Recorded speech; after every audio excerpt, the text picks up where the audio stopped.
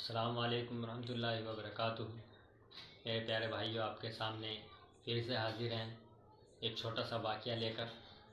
تو اس واقعے کو آپ غور سے سنیے گا، سمجھیے گا اور اپنی زندگی میں اتارنے کی پوری کوشش کیجیے گا۔ یہ چھوٹے چھوٹے واقعے، ان کو ہم سمجھیں سوچیں، انہی سے ہمیں عبرت حاصل ہوتی ہے۔ تو چلیے واقعہ شروع کرتے ہیں۔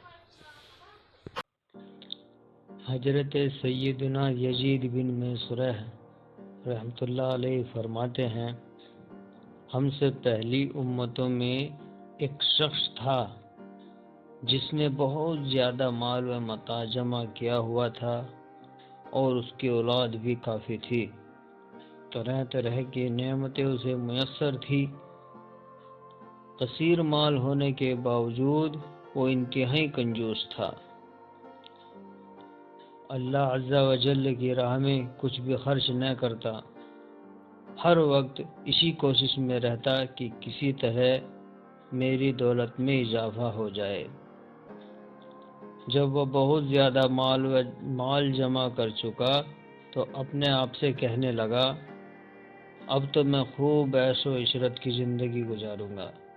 چنانچہ وہ اپنے اہل و عیال کے ساتھ خوب عیش و عشرت سے رہنے لگا۔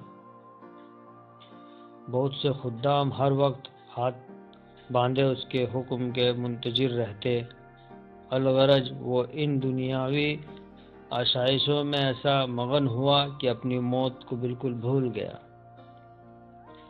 ایک دن ملک الموت حضرت سیدنا عزرائیل علیہ السلام ایک فقیر کی صورت میں اس کے گھر آئے اور دروازہ کھٹکھٹایا۔ غلام فوراً دروازے کی طرف دوڑے اور جیسے ہی دروازہ کھولا تو سامنے ایک فقیر کو پایا۔ اس سے پوچھا، تو یہاں کس لیے آیا ہے؟ ملک الموت علیہ السلام نے جواب دیا، جاؤ اپنے مالک کو باہر بھیجو، مجھے اسی سے کام ہے۔ خادموں نے جھوٹ بولتے ہوئے کہا، وہ تو تیری ہی جیسے کسی فقیر کی مدد کرنے باہر گئے ہیں۔ حضرت سیدنا ملک الموت علیہ السلام یہ سن کر وہاں سے چلے گئے۔ کچھ دیر بعد دوبارہ آئے اور دروازہ کھٹکھٹایا۔ غلام باہر آئے تو ان نے کہا، جاؤ اور اپنے آقا سے کہو میں ملک الموت علیہ السلام ہوں۔ جب اس مالدار شخص نے یہ بات سنی تو بہت خوف زدہ ہوا اور اپنے غلاموں سے کہا، جاؤ اور ان سے بہت نرمی سے گفتگو کرو۔ خدام باہر آئے اور حضرت سیدنا ملک الموت علیہ السلام سے کہنے لگے، آپ ہمارے آقا کے بدلے کسی اور کی روح قبض کر لیں اور اسے چھوڑ دیں، اللہ عز و جل آپ کو برکت عطا فرمائے۔ حضرت سیدنا ملک الموت علیہ السلام نے فرمایا، ایسا ہرگز نہیں ہو سکتا۔ پھر ملک الموت علیہ السلام اندر تشریف لے گئے اور اس مالدار شخص سے کہا، تجھے جو وصیت کرنی ہے کر لے، میں تیری روح قبض کیے بغیر یہاں سے نہیں جاؤں گا۔ یہ سن کر سب گھر والے چیخ اٹھے اور رونا دھونا شروع کر دیا۔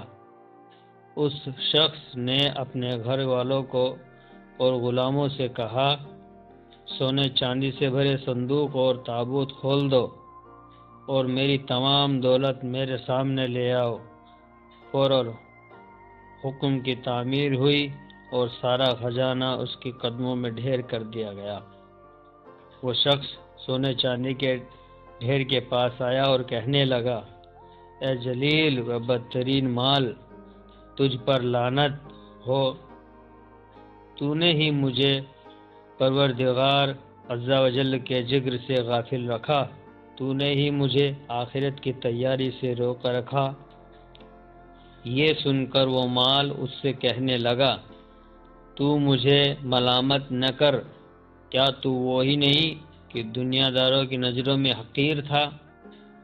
میں نے تیری عزت بڑھائی، میری وجہ سے تیری رسائی بادشاہوں کے دربار تک ہوئی، ورنہ غریب و نیک لوگ تو وہاں تک پہنچ ہی نہیں سکتے۔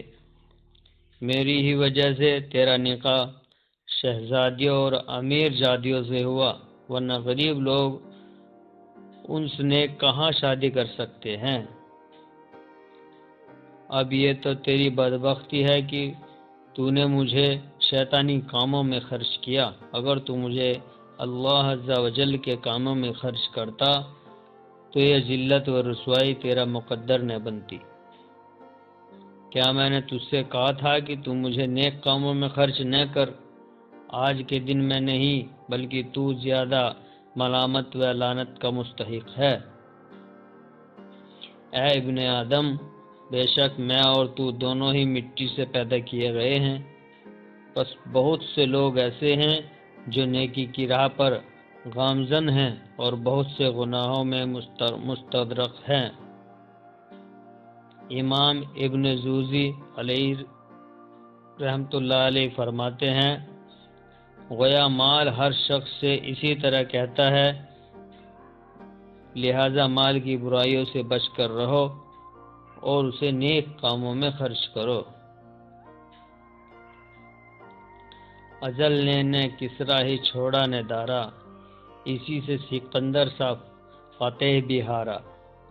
ہر ایک لے کے کیا کیا نہ حسرت سے دھارا، پڑا رہ گیا سب یوں ہی ٹھاٹھ سارا۔ جگہ جی لگانے کی دنیا نہیں ہے، یہ عبرت کی جا ہے تماشا نہیں ہے۔